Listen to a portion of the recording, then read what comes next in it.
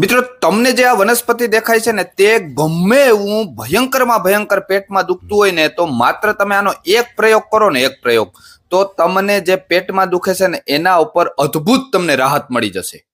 હવે પહેલા હું તમને આ વનસ્પતિના નામ કહી દઉં. આને ગુજરાતીમાં મિત્રો આપણે આને ભોંય આંબલી કહીએ છીએ. હિન્દીમાં આને ભોંય આવલી કહેવાય છે. જ્યારે એનું લેટિન નામ છે ફાઇલેન્થસ નિરુરી.